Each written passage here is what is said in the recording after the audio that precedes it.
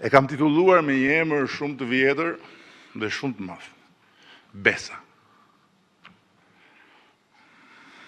E di që ky emër do hap debat, por e zgjodha edhe sepse ha debat. Asnjë fjalë tjetër të gjuhës tonë nuk gjeta që ta thot më qartë çfarë kthese i duhet mandatit të katërt. Që njerëzit e këtij vendi të mos i përjetojnë më vendimet tona si prerje në besë. Të mos ndihen më të padëgjuar, të painformuar dhe përveç se të padëgjuar, të painformuar, të papërfillur. Po, nuk do shtjelloj këtu dokumentin larg qoftë, se është më shumë faqe se sa fjalimi, që siç e shihni, është karakteristikisht jo i shkurtër.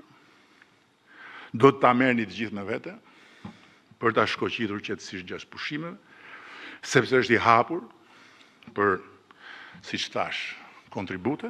Megjithëse e di që përpara se të filloni ta lexoni, do jetë hedhur nëpër kanalet sociale, i mbuluar me pupla sorrash.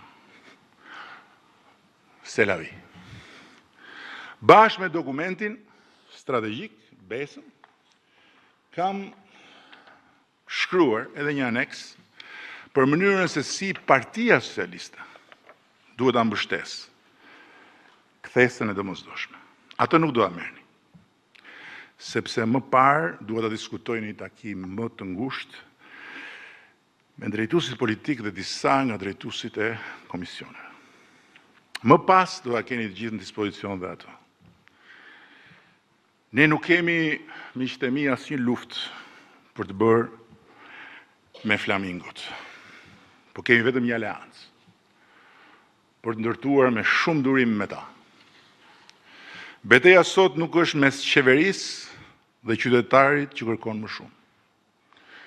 Është mes atyre që duan një Shqipëri më të drejtë, më të besueshme, më europiane, në përvojën, në përjetimin, në eksperiencën e individit zakonshëm në raport me shtetin, dhe atyre që e kanë të domosdoshme një Shqipëri të zëmëruar, të përçarë dhe pa besim të shtetit, të institucionet, të rregullat e bashkëjetesës demokratike.